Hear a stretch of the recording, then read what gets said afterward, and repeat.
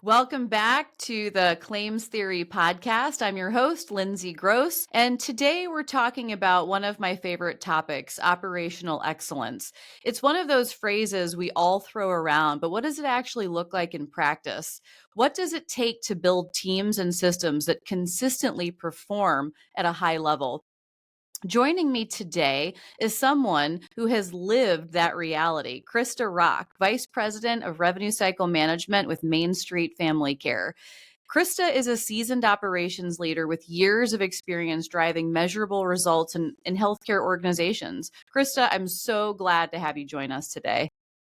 Happy to be here. Thanks for bringing me on. I'm excited. Yeah, I'm excited too. This is such a hot topic and so important. And if you don't mind, Krista, maybe tell our listeners a little bit about yourself.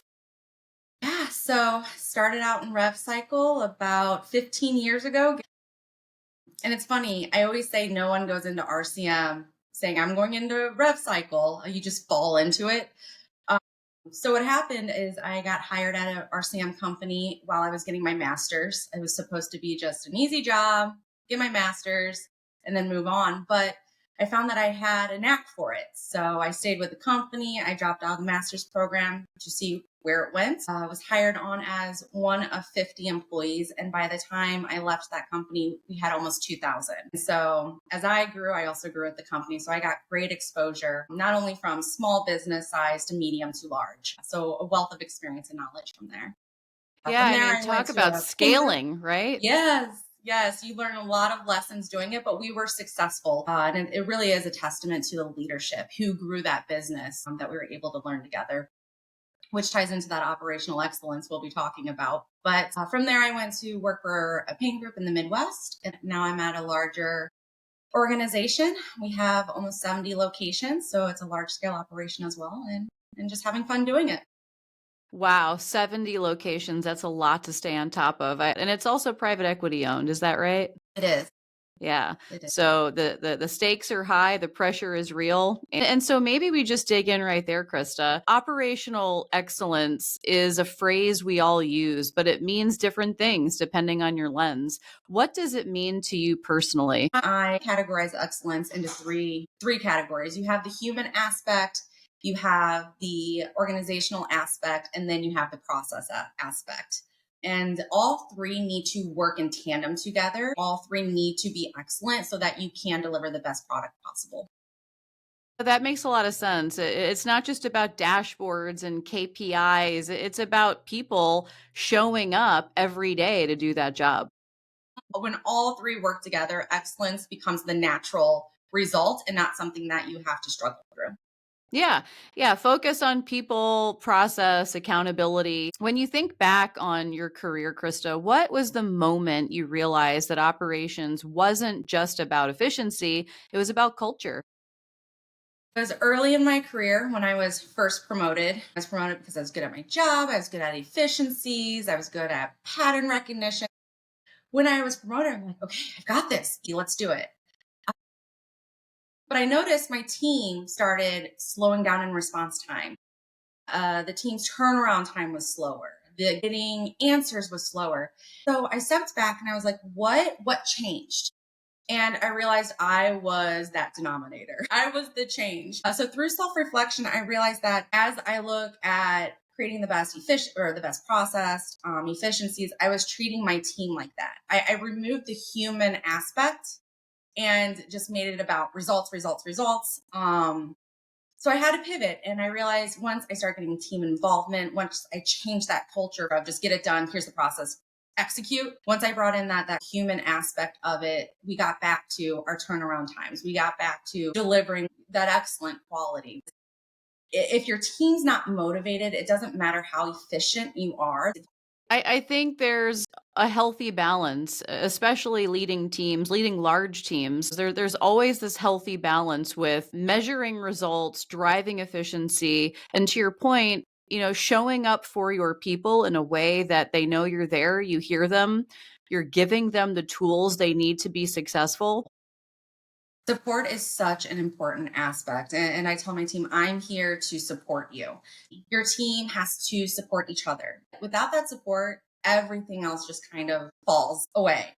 Yeah. Motivation falls away, results fall away. It's building systems that work, and you've built and led many large RCM teams, and you've seen what happens when the process is clear and when it's not. So in your experience, what's the difference between a team that's operating at 80% versus one that's running at 100%? If a team is working overtime and we have a big project that took, 2 months to complete, right? You're running at 120%. Your team's running at 120%. They'll probably need some recharge. So maybe you're after that project's done, they're running at 80%. So I look at it more as a marathon than a sprint. As long as we're delivering the results, again, we're meeting the business needs, we're delivering when we said we will deliver, to me, that is 100%. Yeah, clarity of ownership, communication, rhythm, empowerment. Excellence doesn't come from intensity, it comes from consistency. So, completely agree with you. Are there any daily or weekly habits that you found are non negotiable in high performing operations teams? Yeah, so it goes back to those three categories that I mentioned earlier. So you have the human piece. So non negotiable for me on a weekly basis, at least, is interacting with your team. Ideally, it should be daily, but on a weekly, I try to interact with everyone on my team. And whether that be, hey, you have an issue, let's work through it together, let's collaborate, or just swinging by and saying, hi, hey, how you doing? So again, keeping that human element, keeping that connection, keeping that community versus someone who's just behind a closed door. They know we're in it together. I'm here to listen. I'm here to support. I'm here to support you. I'm here to help fix the issues, listen to problems, create great outcomes. And then, just to give an example, my team now, they came up with a Tip Tuesday. So we get together for 15 minutes to 30 minutes every Tuesday, and everyone just shares tips and shares what they've experienced. Let's all collaborate. We're Yeah. here so many hours a day. Let's have fun doing it. So that's non-negotiable, is that interaction with each other to build that community. So you have a team that wants to achieve together.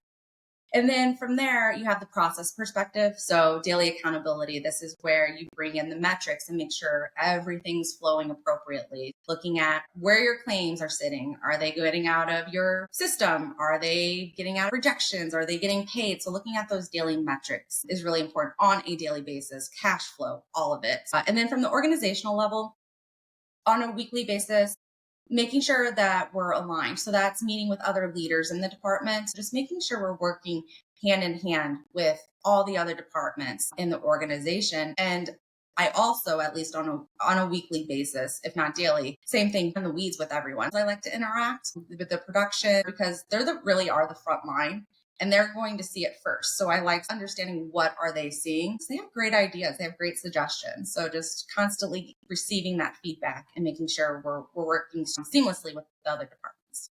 They're doing the job. So, of course they're going to have valuable things to say, and also so that we better understand the barriers, the roadblocks that they encounter every day.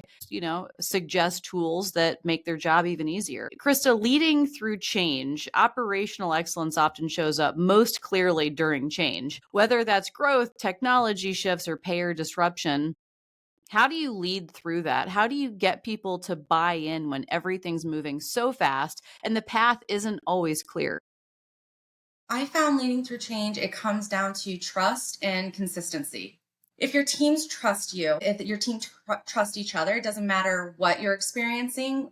As long as you trust each other to get to that end result, you have to have trust in your leadership that they're going to lead you Totally the right agree. direction. And then they have to have trust that you're making the right decisions, that you're open to feedback, that you can pivot if we need to pivot. And that brings in consistency. So while everything's changing, how do you have consistency when we're getting so much thrown at us? And so what I mean by that is your consistency is in your leadership. If they know, okay, we have this huge problem, but here's how we're going to handle it. This is generally how we handle it every time, through collaboration, through strong leadership, through direction. That allows people to use their energy towards problem solving versus letting their emotions lead. I'm a strong believer, as a leader, you have to take that stoic approach. You have to be consistent.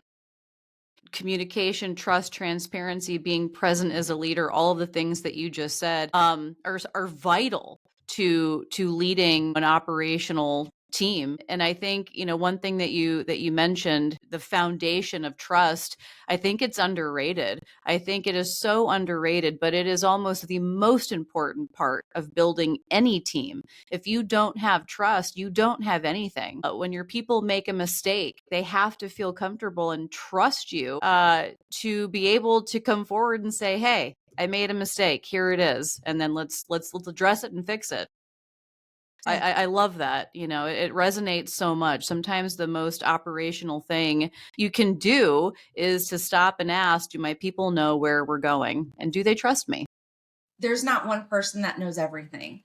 And so That's right. they have to trust that you as a leader are open to feedback. You're open to pivoting. You're open to being wrong. And they have to be comfortable to be able to come and tell you that. You can't cultivate excellence in a silo. You just can't. It's not possible. Exactly. Exactly. And measuring what matters, because you and I both know what you measure is what gets managed, but there's a fine line between meaningful data and data overload. So, how do you decide which metrics actually matter, and how do you keep your teams focused on what's actionable?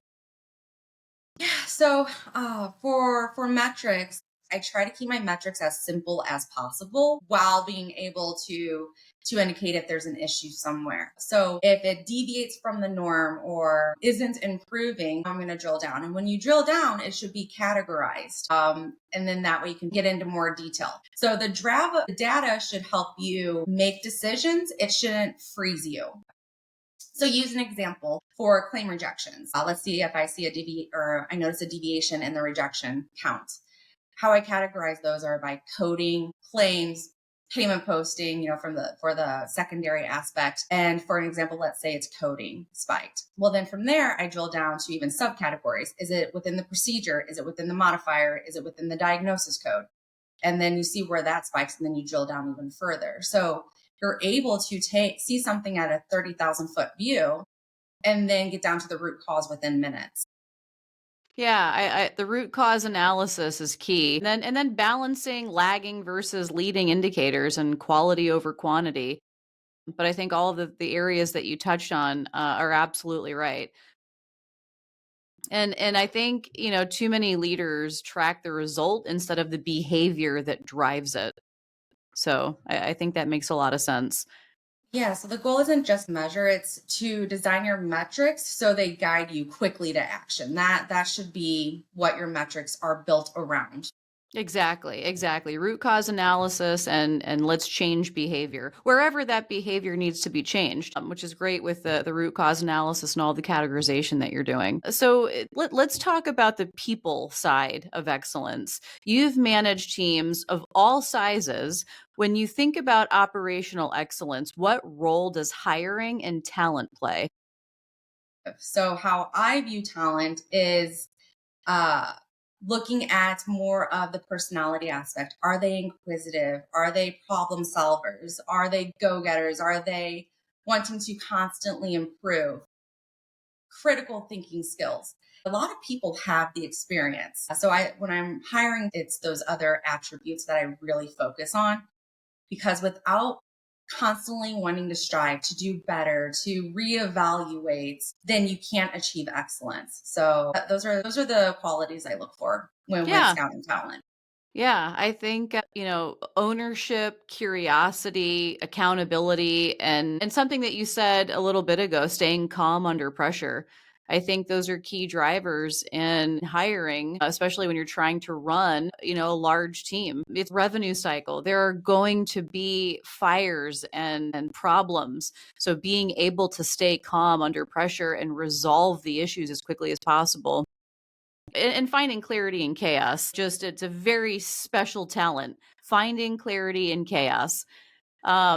If you were mentoring someone, Krista, who let's say they're early in their leadership career, what's the best piece of advice you'd give them about building operational discipline?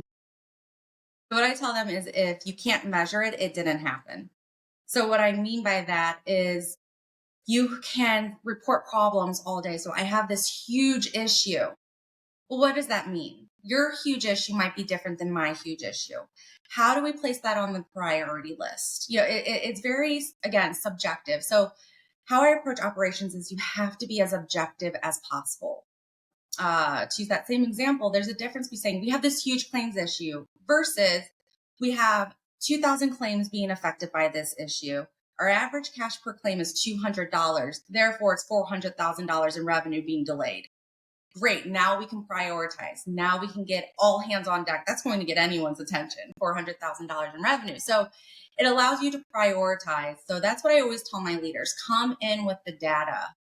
So just have all of your data together. Again, you can prioritize from there.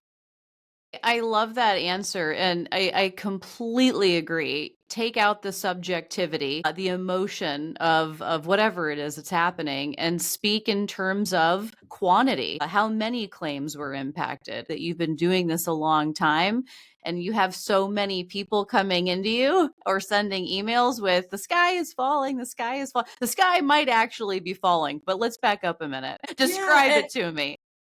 exactly. We all have to prioritize. So, whatever tools you need to bring in to help you prioritize that. Obviously, cash is king, right? Cash is going to be the top priority for anyone. But how do you prioritize everything on your list? And at the same time, production, right? We need more people. We can't finish it. Okay, let's dwindle this down.